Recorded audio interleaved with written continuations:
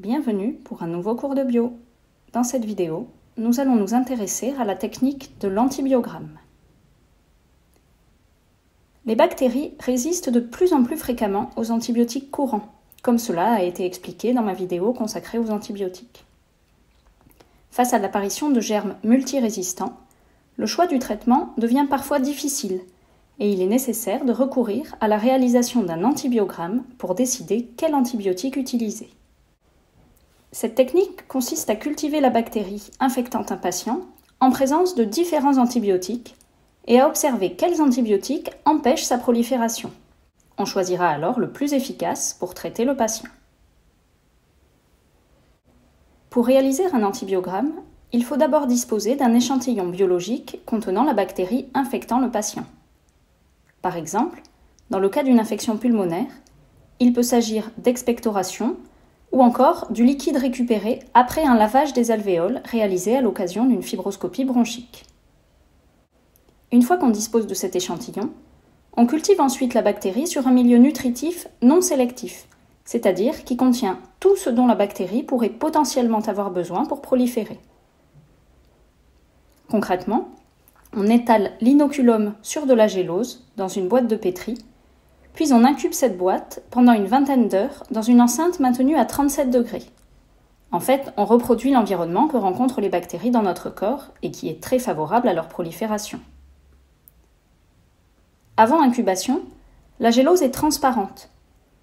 Après incubation, si des bactéries ont proliféré, on observe un voile à la surface de la gélose. On appelle ce voile le tapis bactérien. Précisons que dans un autre contexte, on peut cultiver les bactéries sur des milieux sélectifs, qui ne contiennent par exemple pas un certain type d'acide aminé, pour qu'une bactérie d'une espèce spécifique se multiplie préférentiellement. Mais ici, comme on ne sait a priori pas quelle bactérie est à l'origine de l'infection du patient, il ne faut surtout pas risquer de la contre-sélectionner. On utilise donc un milieu non sélectif. Pour réaliser un antibiogramme, on va placer sur la gélose, après l'avoir ensemencée avec l'inoculum, de petits disques imprégnés d'antibiotiques. Chaque disque correspond à un antibiotique différent. Après incubation, on peut obtenir deux types de résultats. Si l'antibiotique n'a aucun effet sur la bactérie, celle-ci aura pu proliférer jusqu'au contact du disque. Mais au contraire, si l'antibiotique est actif contre la bactérie, on observera un halo d'inhibition autour du disque, c'est-à-dire une zone circulaire sans aucune bactérie. En effet, au niveau de cette zone-là, l'antibiotique aura empêché la prolifération bactérienne. L'absence ou la présence d'un halo d'inhibition n'est cependant pas un critère suffisant pour déterminer l'efficacité d'un antibiotique vis-à-vis d'une souche bactérienne. En effet, in vivo, c'est-à-dire chez le patient, il faut tenir compte de la dose d'antibiotique administrée. Expliquons comment. Pour interpréter un antibiogramme, on mesure le diamètre d'inhibition, la taille du halo, afin de quantifier l'efficacité de l'antibiotique. En effet, l'antibiotique diffuse au sein de la gélose, le milieu sur lequel on fait pousser les bactéries. Plus on est proche du disque imprégné d'antibiotiques, plus la concentration d'antibiotiques sera élevée. Et plus on s'en éloigne, plus elle deviendra faible. On dit qu'il y a un gradient de concentration.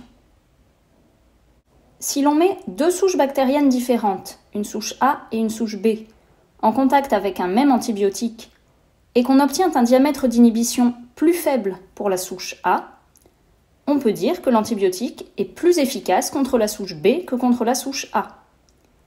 Il aura en effet suffi d'une plus faible concentration d'antibiotiques pour inhiber la prolifération de la souche B. Ceci est évidemment uniquement vrai si les deux disques d'antibiotiques sont imprégnés de la même quantité d'antibiotiques. Et c'est le cas, car les disques utilisés en laboratoire sont standardisés.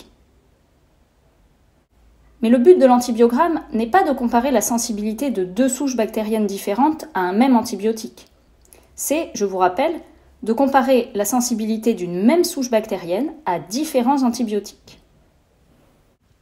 Pour cela, on compare le diamètre d'inhibition mesuré pour chaque antibiotique à des valeurs de référence, petit d et grand d, exprimés en millimètres. Il faudra donc bien mesurer le diamètre d'inhibition en millimètres. Petit d correspond à la dose maximale tolérée chez le patient. Au-delà, les effets secondaires de l'antibiothérapie sont trop importants, voire dangereux. Si, in vitro, un antibiotique empêche la prolifération d'une bactérie, mais à une dose supérieure à la dose maximale tolérée, on ne pourra pas l'utiliser in vivo. Finalement, lorsque le diamètre mesuré est plus petit que petit d, la bactérie est considérée résistante vis-à-vis de l'antibiotique testé. Grand D correspond à la dose minimale administrée au patient.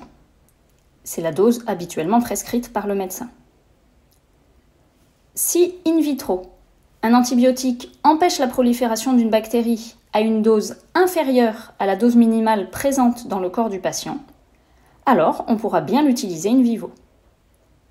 Finalement, lorsque le diamètre mesuré est plus grand que grand D, la bactérie est considérée sensible vis-à-vis de l'antibiotique testé. Il existe une dernière situation possible lorsque le diamètre mesuré est entre petit d et grand D.